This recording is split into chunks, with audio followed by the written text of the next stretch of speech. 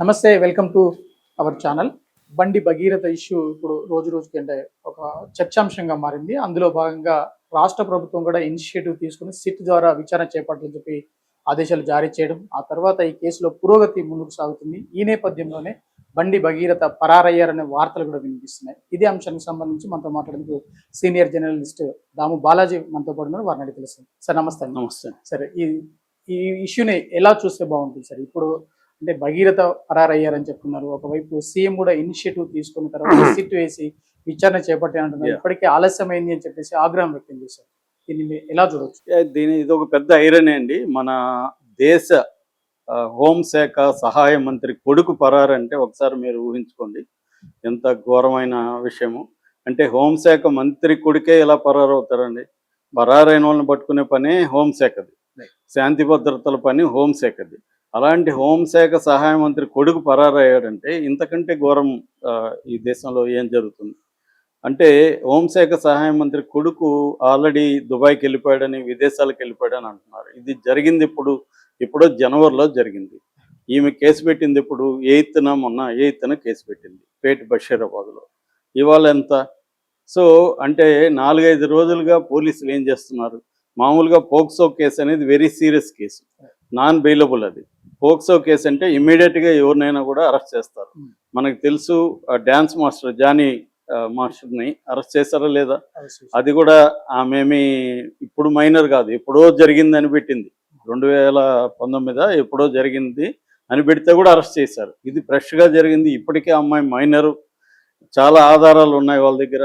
అయినా అతన్ని అరెస్ట్ చేయకుండా రివర్స్ కేసు పెట్టడానికి కూడా పోలీసులే హెల్ప్ చేశారు. ఎందుకంటే 6 గంటల పాటు పేట్ బషీరాబాద్లో తల్లి వెళ్ళి కేసు పెట్టాలనుకున్నప్పుడు 6 గంటల పాటు వాళ్ళు కేసు తీసుకోలేదు. ఈ లోపల బండి సంజయ్ ఫ్యామిలీకి వాళ్ళు ఇంటిమేట్ చేశారు. వాళ్ళు వెళ్ళి ఇమీడియట్గా కరీంనగర్ 2 టౌన్ పోలీస్ స్టేషన్లో బండి భగీరథ ఈ అమ్మాయి హనీ ట్రాప్ అని పెట్టాడు. యాక్చువల్గా పోక్సో కేసులో హనీ ట్రాప్ గిన్నీ ట్రాప్ అనేది ఉండదు. ఆ అమ్మాయి ఇష్టపూర్వకంగా చేసిన ఒక మైనర్తో నువ్వు లేదా మైనర్ని లైంగికంగా వేధిస్తే నీదే తప్పు. అంత తప్ప అమ్మాయి ఇది చేసిందంటే కూడా అమెరికాలో కూడా ఆ మధ్య మన తెలుగుని ఇలాగే పట్టుకున్నారు. తెలుగుని ఒక 13 ఏళ్ళ అమ్మాయి రూపంలో ఒక పోలీస్ ఆవిడ ట్రాప్ చేసి, అది కూడా హనీ ట్రాపే. కానీ ఇతను ఎందుకు పట్టుకున్నారు? హనీ ట్రాప్ అయినా నువ్వెందుకు మైనర్తో పెట్టుకున్నావు అనేది ఇంపార్టెంట్. పోక్సో కేసు కూడా అదే, పోక్సో చట్టం కూడా. కాబట్టి ఏ రకంగా చూసినా ఈ అబ్బాయిని ఇమీడియట్గా అరెస్ట్ చేయాలి. తర్వాత కోర్టులో తేలుతుంది ఈ అబ్బాయి నేరం చేస్తాడా లేదా అని. కానీ ఆ పని చేయలేదు పోలీసులు. ఎందుకు చేయలేదు? అతను ఇట్ ఈజ్ ఆబ్వియస్, అతను సహాయ శాఖ మంత్రి కాబట్టి అతను కొడుకుని చేయకుండా తాత్సారం చేశారు. ఇప్పుడేంటి, బీఆర్ఎస్ లేకపోతే సమాజంలో సోషల్ మీడియాలో వ్యతిరేకత బాగా పెరిగింది. నిజానికి ఒక కుట్రపూరితంగా ఇదే వేరే వాళ్ళు చేస్తుంటే ఫ్రంట్ పేజీలో న్యూస్ వచ్చిండేది మెయిన్ స్ట్రీమ్ పేపర్లలో అంతా. ఎవడు పట్టించుకోలే. ఈ రోజు కూడా మెయిన్ స్ట్రీమ్ పేపర్లలో మామూలుగా అయితే అదే ఒక కేసీఆర్ మనవడు అనుకోండి, ఫర్ ఎగ్జాంపుల్కి చెప్తున్నా, కేసీఆర్ మనవడు పరారి, కేసీఆర్ మనవడు మీద పోక్సో కేసు అని ఫ్రంట్ పేజీలో మనకు భయంకరంగా వచ్చిండేది. అదే ఇప్పుడు దీనంటే అసలు న్యూసే లేదు, ఎక్కడో లోపల పేపర్లో ఇవి వేయాలి కాబట్టి వేశారు. అంటే ఇదంతా క్లియర్గా ఏంటంటే, నేను చాలాసార్లు చెప్తుంటాను, క్రిమినల్ జస్టిస్ సిస్టమ్ ఇండియాలో డబ్బున్న వాళ్ళకి, కులం డామినెంట్ కులాలు, అగ్ర కులాల వాళ్ళకి, పలుకుబడి ఉన్న వాళ్ళకి, అంటే పవర్ పలుకుబడి ఉన్న వాళ్ళకి అనుకూలంగానే ఉంటుంది చట్టం అనేది పదే ప్రూవ్ అవుతుంది. ఇది లేటెస్ట్గా ప్రూవ్ అయింది. సో ఆ అమ్మాయిది హనీ ట్రాపా కాదా అనేది సెకండరీ అంశం. ఇతని మీద వాళ్ళు ప్రైమా ఫేసి ఎవిడెన్స్ తీసుకొచ్చారు. తల్లి కేసు పెట్టింది. కేసు పెట్టినప్పుడు ప్రైమా ఫేసి తీసుకున్నారు. విక్టిమ్ దగ్గర వాంగ్మూలం తీసుకున్నారు, ఆ అమ్మాయి దగ్గర కూడా వాంగ్మూలం తీసుకున్నారు. ఇమీడియట్గా చేయాల్సిన పని అతన్ని అరెస్టు. అది చేయకుండా అతను ఏం చెప్పాలి? ఒక హోంశాఖ సహాయ మంత్రిగా ఉన్న బండి సంజయ్ ఏం చెప్పాలి? నా కొడుకు తప్పు చేయలేదు, కానీ ఆరోపణలు వచ్చాయి కాబట్టి లీగల్గా ఏం తీసుకోవాలో అది తీసుకోండి, లీగల్గా ప్రూవ్ చేయని అని చెప్పాలి. అది చెప్పకుండా ఎమోషనల్ డ్రామా ఆడి కన్నీళ్ళు పెట్టుకొని నేను ఇంకొకటి, నేను ఎలుక కాదు, నేను పిల్లి కాదు, నేను జై శ్రీరాము, ఇవన్నీ ఎందుకు? ఇదే వేరే వాళ్ళ విషయంలో ఇలాగే మాట్లాడతారా? అలాగే బీజేపీ ప్రెసిడెంట్ రామచంద్రరావు ఏమంటున్నాడు? అది పర్సనల్ విషయం అంట. ఇదే ఇందాక చెప్పిన ఎగ్జాంపుల్లో కేసీఆర్ మనోడైతే ఇదే మాట అంటారా? బీజేపీ వాళ్ళు పర్సనల్ విషయం అంటారా? ఇది పర్సనల్ విషయం ఎలా అవుతుంది? ఇది పోక్సో కేసు అంటే పర్సనల్ కాదు. ఒక అమ్మాయి నువ్వు అది కూడా మైనర్ని, అది పర్సనల్ ఎలా అవుతుంది? సో ఈ పర్సనల్ అంటాడు. ఇటుపక్క పొన్నం ప్రభాకర్ ఏమంటాడు? కుల పెద్దలు పంచాయతీ చేయాలంట. ఇదే కేసు మరి ప్రతి పోక్సో కేసులో కూడా కుల పెద్దలకి వదిలేయాలిగా, మరి చట్టాలు ఎందుకు?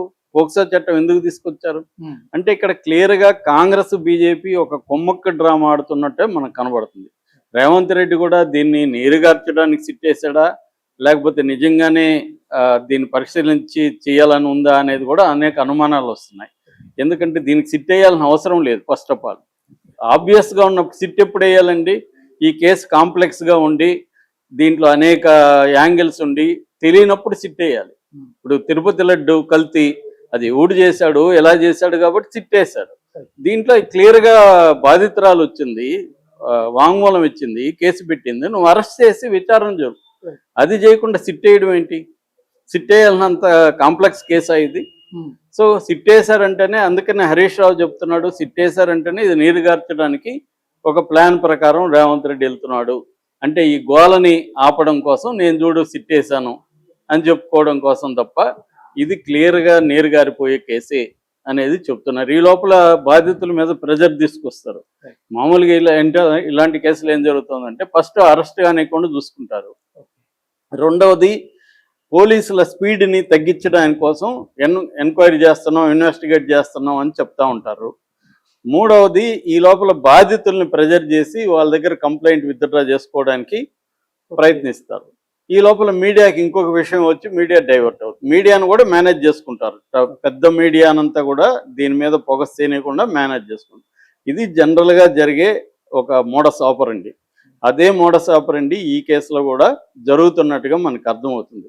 ఎందుకంటే ఇది ఆమె కంప్లైంట్ నేను చదివాను డీటెయిల్గా. పేట బషీరాబాద్ పోలీస్ స్టేషన్లో ఆమె ఇచ్చిన కంప్లైంట్ చదివాను నేను.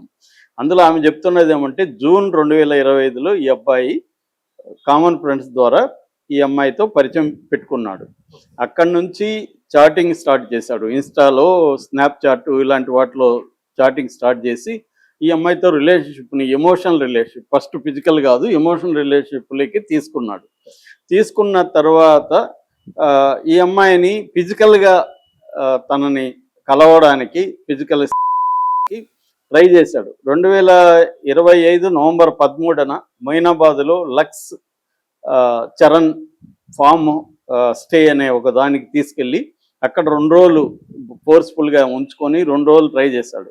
అంతకుముందు ఒకసారి వీళ్ళింట్లోనే బేస్మెంట్లో, ఎందుకంటే తను ఇంటికి కూడా బాగా పరిచయం అయ్యాడు, వీళ్ళ ఫ్యామిలీకి కూడా.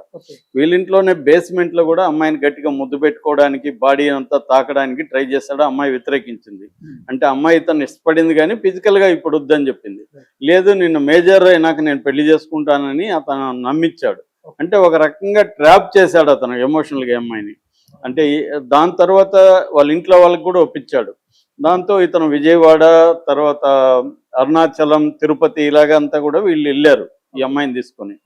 దాని తర్వాత ఇది ఎప్పుడు జరిగిందంటే డిసెంబర్ 5న నానక్రామ్గూడలో గోల్ఫ్ వ్యూ అనే ఒక హోటల్లో ఈ అమ్మాయిని తీసుకెళ్ళి ఇంకొక 2 ఫ్రెండ్స్ ఉంటే అక్కడ ఒక 2 డేస్ పెట్టుకొని అక్కడ ట్రై చేశాడు. ఈ అమ్మాయి వ్యతిరేకించింది. తర్వాత డిసెంబర్ 31 ఒక పార్టీ ప్లాన్ చేసుకున్నారు వీళ్ళు, అనన్య ఫామ్ హౌస్ అనే దీంట్లో చేసుకొని ఒక 5 మంది అబ్బాయిలు, ఇంకొక 2 అమ్మాయిలు, ఈ అమ్మాయి. సో వీళ్ళందరూ అక్కడికి వెళ్ళారు. అక్కడ ఈ అమ్మాయి వద్దంటే కూడా బ్రేజర్ తాగిచ్చారు బలవంతంగా.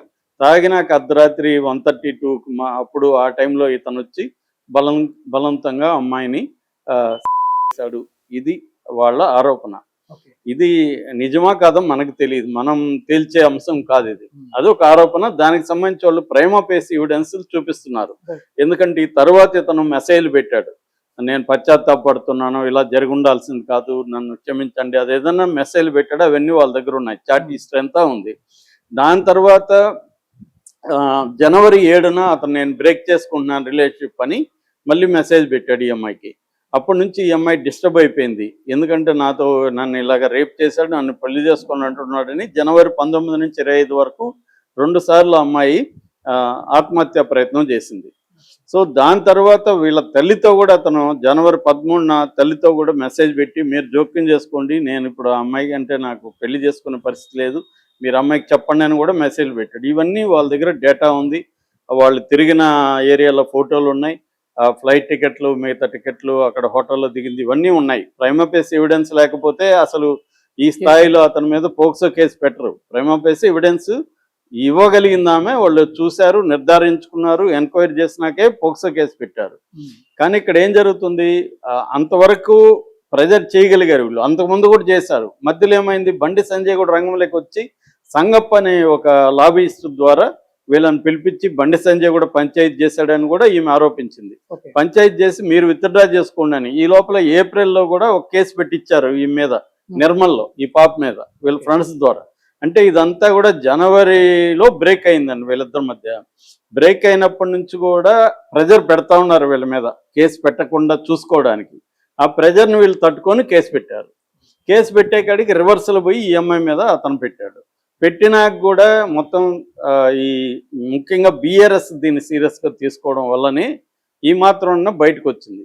ఎప్పుడైతే బీఆర్ఎస్ తీసుకున్నారో మనలాంటి ఛానల్స్ కూడా దీని మీద మాట్లాడడం మొదలుపెట్టాయి. ఛానల్స్ కానీ, సోషల్ మీడియా కానీ, మెయిన్ స్ట్రీమ్ మీడియా దీన్ని పట్టించుకోవట్లేదు. సో ఇక్కడ ఏంటంటే ప్రతిదానికి మనకి రాజకీయ మీడియా అయిపోయినాక ఇది ఎవరి ఇష్యూ అనేది ఆలోచించే మీడియాలు చేస్తున్నాయి.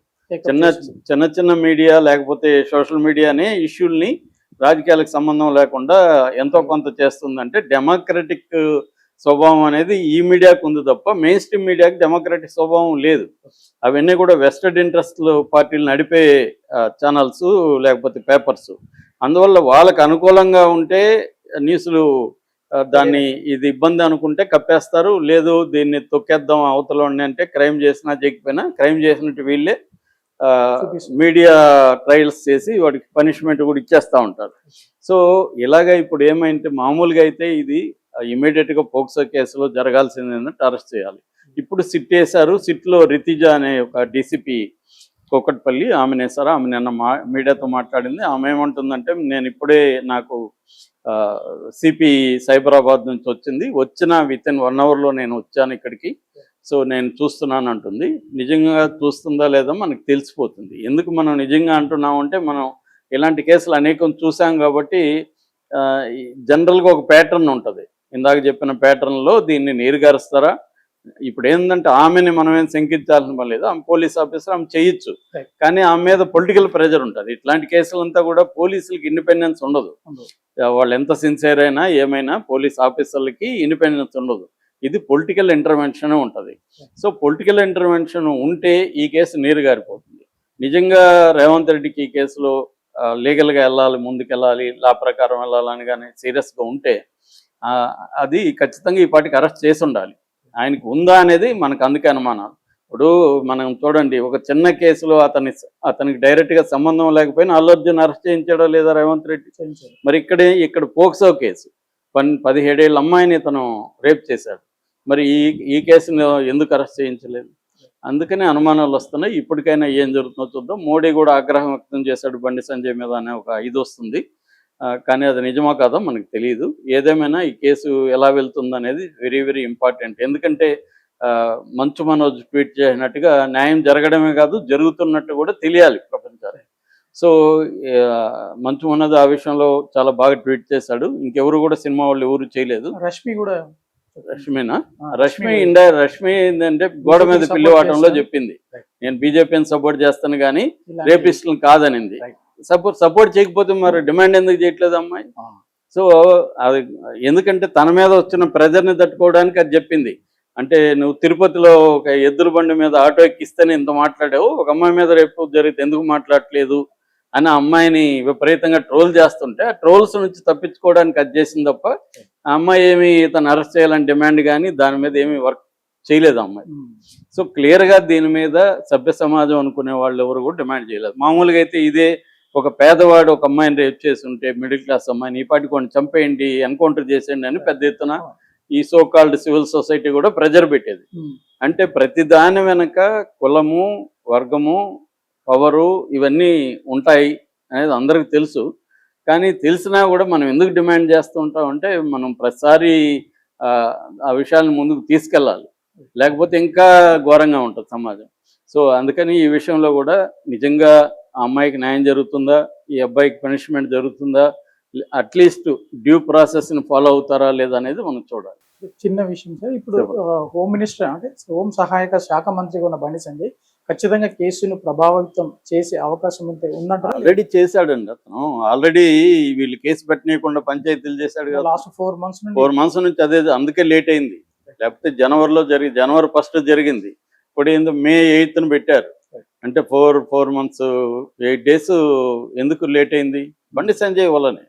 సో పోలీసులు ఎందుకు ఇమ్మీడియట్గా కేసు తీసుకోలేదు? బండి సంజయ్ వల్లనే. ఎందుకు ఇమ్మీడియట్గా అరెస్ట్ చేయలేదు? ఇది బండి సంజయ్ కాకుండా భగీరథ్ మన ఛానల్లో పనిచేస్తున్నాడు ఫర్ ఎగ్జాంపుల్, ఇమ్మీడియట్గా ఎత్తుకుపోయి లోపల అరెస్ట్ చేసి ఉండేవాళ్ళు లేదా? కాబట్టి క్లియర్గా హోంశాఖ సహాయ మంత్రి వాళ్ళ నాన్న కాబట్టే పోలీసులు కానీ మొత్తం వ్యవస్థ అంతా కూడా వేరే రకంగా బిహేవ్ చేస్తుంది. ఇక్కడ రివర్స్ కేసు పెట్టడానికి ఆస్కారం ఉంది. వాళ్ళు రివర్స్ కూడా కేసు పెట్టారు. కేసు రివర్స్ కేసు ఎవడైనా పెట్టచ్చండి. రివర్స్ ఇలాంటి కేసుని తీసుకోరు.